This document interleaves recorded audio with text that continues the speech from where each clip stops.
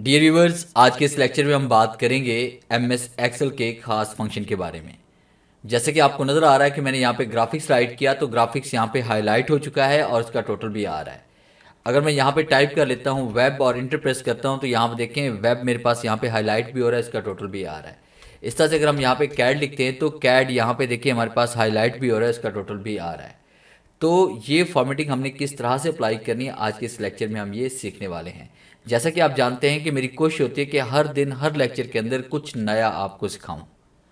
Welcome to Falcon Excel academy, मैं हूं केवल विजय और आज हम बात करेंगे कंडीशनल फॉर्मेटिंग के बारे में कि डाटा को हाईलाइट कैसे करना है और हाईलाइट किए हुए डाटा का टोटल कैसे मालूम करना है। तो प्रैक्टिस करने के लिए आपने क्या करना है, सबसे पहले आप इस तरह से डाटा को राइट कर लेंगे। आपके पास किसी भी किस्म का डाटा हो सकता है, आप उसको इस तरह से हाईलाइट करवा सकते हैं और उसका टोटल भी मालूम कर सकते हैं। जैसे कि मैंने शीट नंबर 2 के ऊपर इस तरह से ये फॉर्मेट तैयार किया हुआ है। अब सबसे पहला काम क्या करना है कि आपने तमाम सेल्स को सिलेक्ट कर लेना है जिन सेल्स के अंदर डाटा लिखा हुआ है। फिर उसके बाद आपने होम टैब पे क्लिक करना है, कंडीशनल फॉर्मेटिंग पे हम आएंगे और उसके बाद आपने न्यू रूल पे क्लिक करना है। फिर उसके बाद यूज़ ऑफ फॉर्मूला पे आप क्लिक करेंगे और यहाँ पे इज इक्वल टू राइट करेंगे। इज इक्वल टू राइट करने के बाद फिर आपने उस सेल में क्लिक करना है जिस सेल के अंदर आप कोर्स लिखकर उसको सर्च करवाना चाहते हैं, जैसे ये वाला सेल है। फिर इज इक्वल टू राइट करते हैं। फिर उसके बाद आपने वो कॉलम सेलेक्ट करना है, उस कॉलम का वो सेल सेलेक्ट करें जिस सेल के अंदर आपका वो टाइटल या कोर्स लिखा हुआ है, जैसे ये वाला कोर्स है।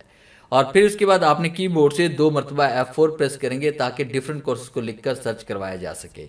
और उसके बाद फिर आपने फॉर्मेट के टैब पे आना है और उसके बाद फिल पे आप क्लिक करेंगे और यहाँ पे आपने कलर को सिलेक्ट करना है।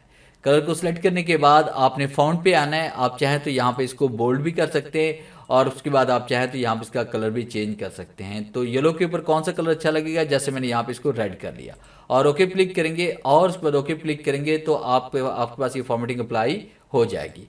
फिर उसके बाद यहाँ पे इसमें टाइप कर लेते हैं, जैसे मैंने वेब टाइप कर लिया तो देखिए डाटा यहाँ पे हाईलाइट भी हो रहा है, उसका कलर भी चेंज हो रहा है। जैसे मैंने यहाँ पे ग्राफिक्स टाइप किया तो देखिए ग्राफिक्स के हिसाब से ये आपका कलर भी चेंज हो रहा है, उसके बाद डाटा हाईलाइट भी हो रहा है।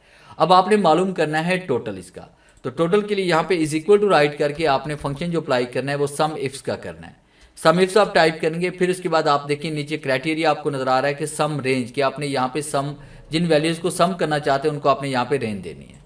फिर इसके बाद आपने यहाँ पे कॉमा टाइप करना है। कॉमा टाइप करने के बाद फिर आपने क्या करना है कि यहाँ से तमाम कोर्सेज को आपने यहाँ पे सिलेक्ट कर लेना है कि इन कोर्सेज में से जमा करना है।